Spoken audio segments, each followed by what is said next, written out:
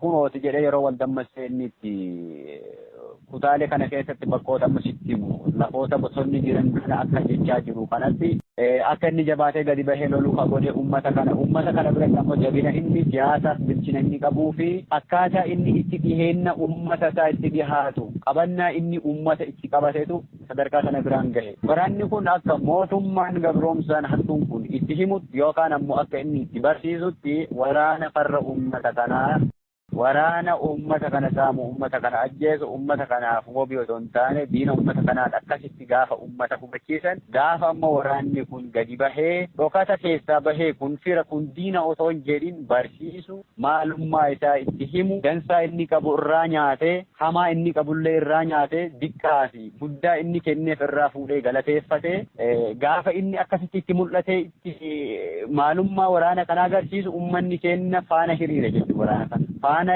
hiriire wanna qabuun jabeesse akaayii qabuuf cum'eefi jechuudha. Shilingii qabu sabbatarraa hiikee kenneefi hidhachiisee jechuudha waraana kana. Ummanni kuni haalli dammaqiinsa isaa yeroo muraasa keessatti yoo xiqqaate waggaa tokko asitti baatii 8 kan caalle keessatti jijjiiramni ummanni kun bira gahe jijjiiramni kun maalummaa waraana bilisummaa Oromoo hubachuu inni argisiise guddaadha jechuudha. Kanaaf haalli injifannoo argamee yoo gama ummataatiin laalle kaleessa ummata irraa fagaannee ummata sodaannee dhossaadhaan dubbisaa turre sana itti gadi baanee itti mul'achuun dansaa inni qaburraa nyaachuun irraa dhuguun sun injifannoo arganne jechuudha. Injifannoo akkamii maalummaa waraana kanaa itti garsiifne jechuudha. Waraanni bilisummaa Oromoo wabii isaa ta'uun argee jechuudha. Waraanni bilisummaa Oromoo gaarii inni kennuuf jaalatee hamaa inni kennuuf ka jibbu akka hin taane itti garsiifne jechuudha. Gartee kanaaf kun injifannoo waraanni kun ummata isaatiif gadi bahee itti mul'achuutti argamsiise keessaa gama ummataatiin kana jechuudha. Gama diina lolee injifachuu sooshaal miidiyaa kana guutuu irra deemuu jira jechuudha. Waan kijibaa an amma qindeessee ittaasa'u isin hubachiisu yookaan isinitti osoo hin taane waan sooshaal miidiyaa kana irra jiru waan baatii 8 as gamanatti ta'e yookaan ammoo 2021 baatii ji'a 10ffaa irraa haga adda 2022 kana keessatti wanni ta'e sooshaal miidiyaa kanarra jira jechuudha. Kana jedhee lakkaa'uun yookaan itti namatti himee nama hubachiisuun waan yeroo narraa fixuu miti. Injifannoon inni galmeesse gurguddaa ture jechuudha waraanni kun. Kaleessa yoo heeban keessatti himaa turan adda ajjeen lolee diina ajjeesuuf jira jechuudha. Arda Baalee daangaa irratti lolee diina ajjeesuuf jira. Adaabaa irratti lola gurguddaa deemsisaa ture. Dodola irra lola gurguddaa deemsisaa ture. Aanola irra loluu jira jechuudha waraanni kun. Zuwaayii dugdaa irratti lolee diina booji'ee argisiisaa ture dhiheenna. Guyyaa akkasii gaafa akkanaa jechuun hin barbaachisu jechuudha. Warra waan ammoo akkas jechuun nan barbaachisneeftu jira. Fuuldura irra dubbachuu danda'a jechuudha. Argitee? Kanaaf injifannoo waraanni kun galmeesse fuula miidiyaa irra deemu jira. Fuula miidiyaa guutuu irra jira. Lolee booji'u jira.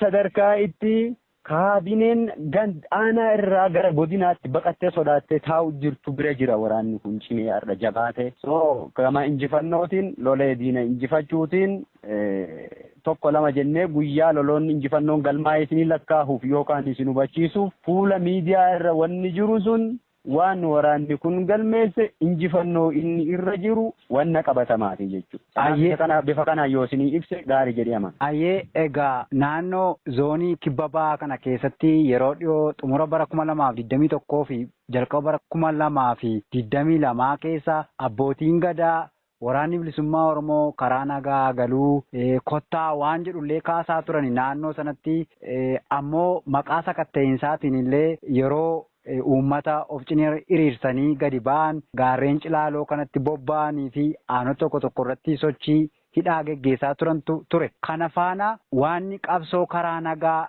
jedhullee achiin kan maddee namoonni afarsan burjaajii naannoo sanatti uumaa turaniiru. Mootummaanis waraana hedduu naannoo sanatti gaa haalan beekamneen bobbaasuu eegalee ture. Kana walitti cuunfamee haalli kun maal fakkaataa dhiibbaan keessaaf alaa isinitti dhufaa turee fi akkamittiin akka irraa aantan dhaggeeffattoota keenyaaf kaasaa. Baay'ee gaarii. Gama karaa abbootii gadaatiin dhuma 2021 irraa jalqaba 2022tiin deemaa ture sirriidha turee jira. Haalli kun ammoo haala gartee waan fokkisiisaaf jibbisiisaa uummanni nuu irraa laalee mootummaa kana waan kijibaa malee waan gaarii akka hin hojjenne mootummaa olola hin jirre afuufuu malee wanna jiru waan qabatama gadi hin finne ta'uu manni irraa waan saalfatee waan irraa jibbee waan irraa ummanni itti koflaa ture jechuudha wanni gaafa sana ta'aa ture. Abbootiin gadaa gama karaa nagaatiin ka jedhan dubbachaa turanii waan ammoo kallattii waraana bilisummaa Oromoo zoonii kanaa dubbisanii galchan yookaan ammoo karaa nagaa kana deebisan hin qaban. Ijoollee gandoota keessaa mandara irraa qara rakkisanii asii achi ari'an walii guuranii mandara keessaa tokko lamaan namni kun mormaadha nama jedhee ummanni beeku namni kun dhaaba kana morma jedhee beekan ka akka inni waraana bilisummaa Oromootti hin dabalamne hawaasni bal'aan beeku ijoollee tokko walii guuranii yeroo isaan heeban irra fiilmii hojjetaa turan ture jechuudha. Fiilmii sana gadi baasanii hojjechuun ammoo waraana bilisummaa Oromoo fudhatama argachiise malee hin laaffisne jechuudha. Akka mootummaan kun dadhabee ololaan yoo ta'e malee waraana kana cabsuu hin dandeenye hin hubatanii jechuudha. Akka mootummaan waraana kanatti deemee lolee injifachuu hin dandeenye hubataa turanii jechuudha. Akka waraana kana ammoo sobaan gowwoomsanii galchuun hin dandeenye hubataa turanii jechuudha. Gaafa ijoollee daa'imman mandararraa walii guuranii isaan viidiyoo sobaa dalagan jechuudha. Aanaa irratti kun baay'ee ceera ta'ee uummanni itti kolfaa ture jechuudha. Jajjabaadhaa jedhee nu jabeessaa ture jechuudha achirraa ka'e. Waan mootummaan kun irra jiru arguu jirra. Isin jabaadhaa nuun jechaa ture jechuudha uummanni kun. Karaa abbootii gadaatiin wanni isaan milkaan hin jiru waan isaan dalagaa turan fiilmii sobaa, fiilmii hin fakkaanne, fiilmii uummanni kufaatii isaanii irratti hubatutu dalagamaa ture. Kana achiin bira dabarraa jechuudha. Waan fiilmii abbootiin gadaa waraana kana galchuuf irratti hojjechaa turan jedhamu. Garuu shirree achirratti xaxamaa ture. Waraanni kun yoo bifa kanaan hin galle. Kun amma waraana galee waraana karaa nagaatti amananii galanii warri hin galle diinaa. Isaan kana diinoomsa wanni jedhamu tokko ture jechuudha. Haga guyyaa har'aattuu inaasaama wanni kun.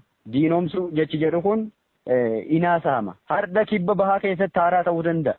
Aanaa fi gandoota keessatti haasamaa jiru kana keessatti haaraa ta'uu danda'a. Nutti ammoo haaraa miti jechuudha. Mana gubuun irra amma hawaasa kana kibba bahaa keessa gubuu jiran hadda haaraa itti fakkaachuu danda'a uummata keenyatti. Nutti ammoo haaraa miti qabsaati. Kaleessa yoo xiqqaate 2019 irraa 2020 guutuu 21 guutuu manni uummataa gubataa ture abbootiin gadaa bifuma kanaa waraana kana diinoomsuu ka jedhu irratti iyyaa turte jechuudha. Diinoomsuu jechi jedhu kun waan har'a bahee miti haara haallee miti jechuudha. Bifa kanaan uummata kana kibba bahaatti nu duulchisuuf yaaliin godhame guddaadha. Hin milkoofne ammoo diina warri gajaafe lolamuu qaban ka jedhuun nama gajaraaf eboo ulee harka kaanii bosona bobba'aa ture.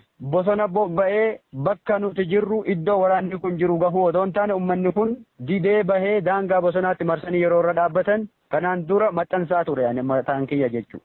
Waan mootummaan uummata kana godhu jiru uummanni kun fedhii malee akka deemee daangaa bosonaa taa'aa oolee hojii isaa irraa hiikanii rakkisuu jiran ifa godhaa ture jechuudha. Kun ammoo shira kallattii abbootii gadaatiin dalagamee eega abbaa gadaatti amananii hin galle isaan kun diina jecha jedhuun uummata kana qindeessanii nu lolchiisuu yaalii kana ture hin fashalaahe jechuun illee. Hiikan arganne kufee hafe. Kana bira darbee yeroo itti waraanni bilisummaa Oromoo lolee diina ajjeesu ilma maqaa beekan gumaa abbaa sanaan fixadhu jedhanii yeroo dirqisiisan ture jechuudha. Abbootiin gadaa warri mootummaan kun daabboo cabsee fi ergatu warri mootummaan kun haraqee bitee fi ergatu abbaa gadaa sirrii otoo hin taane abbaa gadaa haraqeef daabboon bitanii ergan yeroon isaan akkasitti abbootii qabsaawotaa maatii qabsaawotaa yoo namni tokko irraa mootummaa irraa du'e gumaan kun ilma ebaluu beenna waan ta'eef ilma ebaluu abbaan sun gumaa sana fixachuu qaba jedhanii yeroon shirri bifa kanaa deemellee jira jechuudha. Haga har'aattis deemuu jira jechuudha. Inni kun ka milkaa'u ka galma gahuu miti jechuudha.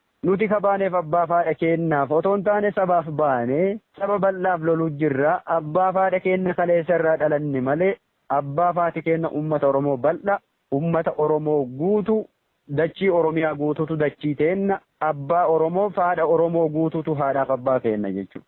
Dhaabaaf dhaaba wallolee walajjeese biratti abbaan gadaa gaafa dhufee gumaa fixadhu jedhee nama tokko dubbisu gaafatama seeraaf seenaaf illee uf qopheessan itti himnee akeekkachiifne teennee ilaaluu jirra jechuudha. Dhaabatu dhaaba ajjeese ka du'ellee dhaaba tokkoof dhaabbachuuf du'e ka ajjeesellee dhaabaaf dhaabbatee yookaan uummata isaatiif dhaabbatee isa sana ajjeese jechuudha. Sirna dura dhaabbatan sirna loluu jirra warra sirna sana tinnisuuf dhaabuuf nu dura dhaabbatan ajjeefne sirna sanaaf warri dhaabbatu ammoo nu ajjeesuu danda'a gumaa isaanii baasuu danda'a. Miskiina ammoo jaarrolee qe'ee keessa rakkisanii gumaa kana fixadhaa jedhanii dhiibbaan akkasii godhamu ammoo inni kun yoo hadda haalli dhiphateyyuu yoo hadda rakkoon jiraateyyuu boru bal'inatti bahuuf jirra waan ta'eef gaafatama seenaaf seeraaf illee of qopheessa. Namni ammoo dhaaba lamaa wal loleef gumaa isinii fixatullee hin jiru. Hin dheebotina jennee itti himuu jirra jechuudha. Gama shira abbootii gadaatiin wanni kibba bahaa kana keessatti deemaa ture waan fokkisaadha. Hundaafuu hin milkoofne hin milkaa'ullee jechuu baruufillee. Abbootiin keenna beeku sirriitti. Maaliif akka baane beekan maalirra akka jirrus beekanii jechuudha. Ofirraa ittisanii turan jechuudha. Dhaabaaf dhaabaa wal lole biratti gumaan nu fixan nun jiru jedhanii abbootiin maatiin qabsaa'ota kibba bahaa keessa jiran yeroo namni tokko du'u gaafa gara gumaatiin abbaan gadaatti dhufu afaan keessa dhaanii ofirraa deebisuuf turanii jechuudha. Ofirraa deebisuuf jiranillee jechuudha. Nama akkasitti isaan burjaajessanii itti taphatanillee miti jechuudha uummanni kun. Hin beekan bareechanii. Gaafa nu biraa baanu eessa akka deemne eenyuuf akka deemne beekanii jechuudha. Kanaaf wanni gama abbootii gadaatiin ta'aa ture as keessa baay'ee fokkisa waan akkaan nama jibbisiisu.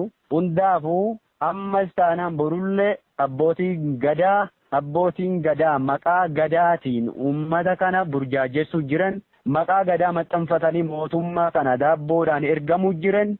Borilleef taanis taanaan gaafatama seenaaf seeraaf akka qopheessan ammallee irra deebi'ee himuu fi barbaadan. Har'as borulleen yoo taate gaafatama seenaaf seeraa jalaa hin bahanii jechuudha. Nuti kan loluu jirru sirna lolaa jirra. Ilma namaa ebaluutu nu akkas nu godha jennee gadoo dhuunfaa yookaan dhimma dhuunfaaf isa lolaan jirru beetta. Sirna loluu jirra mootummaa kana sirna nu loluu jirru kana dura nama dhaabbate in ajjeesu nu ajjeesuu jiran. Yoo gumaanuu nama ajjeesne irraa fixadhu jedhanii abbaa keenya rakkisan taate. Gumaa keenya ka du'e eenyu gaafatarre du'aa jirra nullee kufnee kuffisuu jirra bara yoo isan ajjeefneef nama diinaaf ergamee nu dura dhaabbate ajjeesnee gumaa fixadhu jedhee abbaan gadaa nama tokko ka gaafatu taate nu du'aa Oromoo gumaa keenya eenyu gaafata abbaan gadaa Oromooti.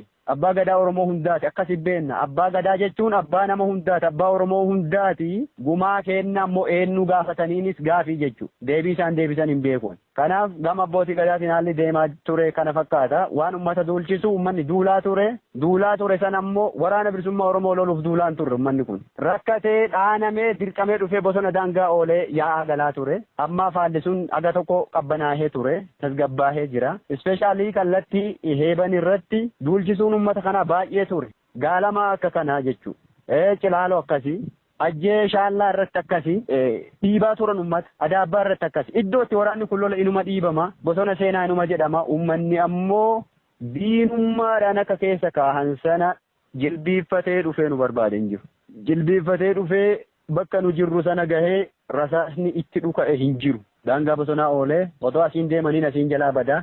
Odoo asiin deemaniin duubaan deebi'aa bifa kanaan itti taphataa ture jechuudha. Kanaaf haalli ture gama uummata nurra duulchisu gama abbootiin gadaa shira hojjechuutiin waraana kana galchuuf akkas goone galchineef jechuutiin haalli deemaa ture kana fakkaata waraanni isaan ammoo abbaan gadaa dubbisee galche tokkollee hin jiru jechuudha. Ijoollee mandara keessaa walii guuranii fiilmii hojjetaa turan kana eenyu quba qaba argaa ture hawaasni sirriitti nu caalaa gadi fageenyaan beekaa jechuudha. Ayyee mee gaaffii birootti dabarra waanuma kanaan wal fakkaatu.